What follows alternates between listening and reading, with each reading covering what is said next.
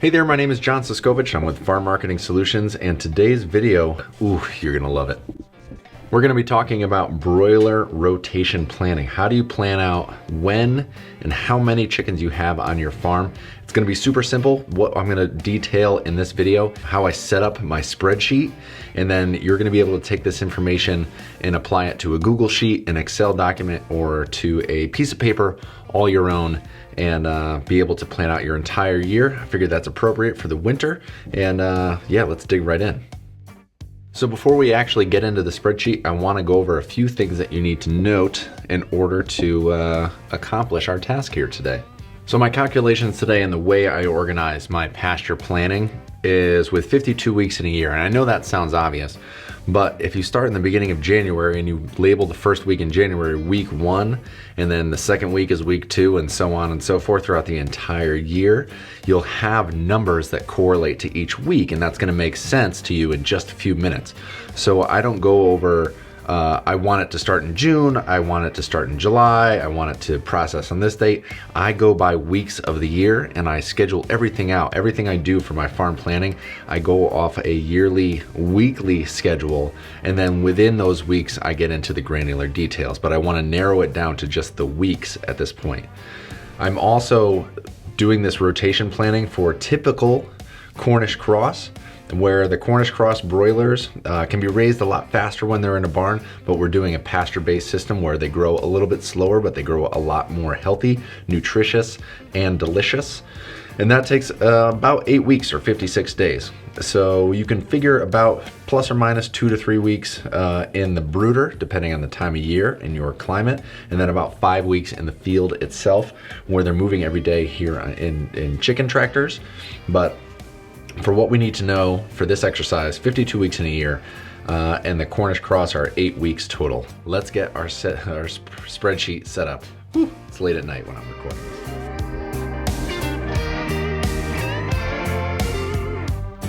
So now we've got a spreadsheet set up, and you can do this in Google Drive with Google Sheets, or you can do it in Microsoft Excel or Apple Numbers, or you can do it on a big whiteboard and just make a grid, because it doesn't freaking matter what you do. What we want to set up is I have 4 batches of broilers that I want to rotate around out in my field. And I don't start any earlier than April, so we'll say April starts on week 15 of the year and goes through 15, 16, 17, and 18. In May, it's week 19, 20, 21, 22. You get the concepts pretty easy, and then I have them organized by month. Now, with each batch taking up 8 weeks, that's 2 months. And I figure 3 weeks in the brooder and 5 weeks in the field. So if we just say we want to start and get an early start to the year, and we'll have birds in the brooder for these 3 weeks, and then in the field for 1, 2, 3, 4, 5 weeks. And there you have it. I just set up my first broiler rotation. And depending on what your scale is, how many chicken tractors you have, how much brooding space, you may not be able to brood batch 2 until batch 1 is out of the brooder. So you know that you can start brooding chicks on week 18. You can get a new batch of chicks in, because batch 1 will go out to the field. Now, if you start brooding, here's where your overlap happens. If you start brooding here, you're gonna need to send them out in the field by week 21, and that's gonna overlap with batch 1 being in the field. Now you have to make a decision.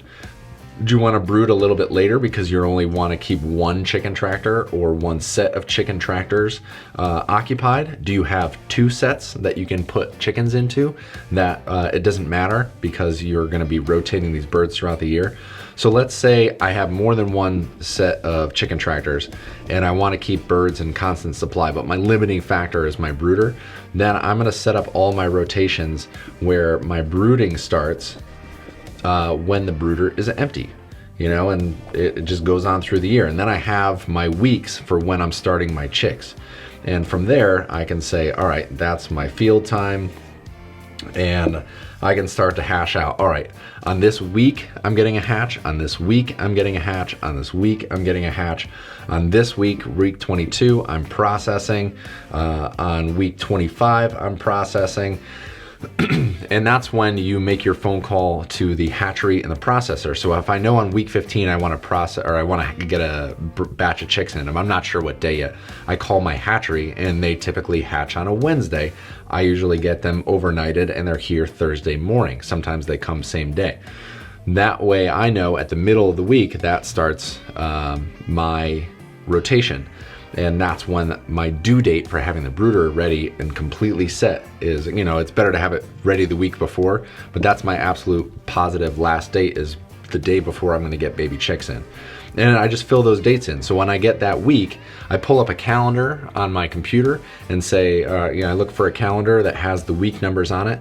And then when I'm on the phone with the processor, can I do the little phone hand here? When I'm on the phone with the hatchery, the processor, we can work out dates within that time frame of that week, and then I start to build my schedule out from there. Does this all make sense? I hope so. If it doesn't, leave it in the comment section below. So that's it. That's really the easiest way to set up your rotations, and you can determine for yourself with this visual medium whether you're taking on too much, whether you're crowding some of your resources. You can set it up so that you move this batch all the way down so you only have one batch of chickens on the farm at any given time, and just use that batch number, week number, fill out your general days, and then go in later on and say, all right, you can fill in the dates in that cell. And what I do when I'm in Google Sheets, I actually highlight these cells and then change the color so that the color matches a brooder week and a field week. And then visually I can see how everything is lined up. So let's clean this up.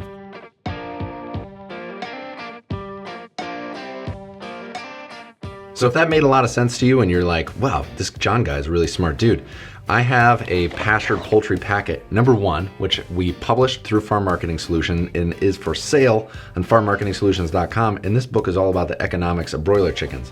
It's not just a book, it's a workbook. It's things that you do in order to be more successful and determine the viability of your pastured poultry operation. And I have 2 pages where I have 2 different examples of, one is maximizing my field time where I only have a certain amount of birds, but this is up to 3,000 birds. This planning goes through and I explain how to use it, some things to note. The time frames might be different for heritage breeds and you're gonna have to adjust for that. And then I have another one where we've planned out where you have some time off, where you don't always have birds on the farm, you don't always have the brooder going, you don't always have the field going, because you might be using this as an auxiliary operation to your larger farming enterprise. And that larger farming enterprise might just be a job off farm and you're just raising chicks to feed your family and your friends throughout the year. So if you want to purchase this book, and this is the big plug here, our sponsor for the video, head on over to farmmarketingsolutions.com, look for the pastured poultry packet #1 in the store, and order your copy today. It's available in PDF and print, and yeah, it's pretty exciting. I put a lot of work into this, and even has like barcodes and official Library of Congress numbers and everything. So thanks for taking the time to watch the video. I hope this helps your pastured poultry planning. And if you have any questions, leave them in the comment section below, and I will create more videos detailing what information is in this book. Stay tuned to the second episode in this pastured poultry packet #1 series. We're going to talk about how much pasture space do broiler chickens, those are chickens for meat, how much space do they need in order to thrive? We want them to survive, yes, but we also want them to thrive. Have a good life, eat lots of bugs and grass and happiness, and then soak up that sunshine and then make us a lovely dinner at the end of it. Subscribe to the channel to see that, and until next time, I will see you out in the field.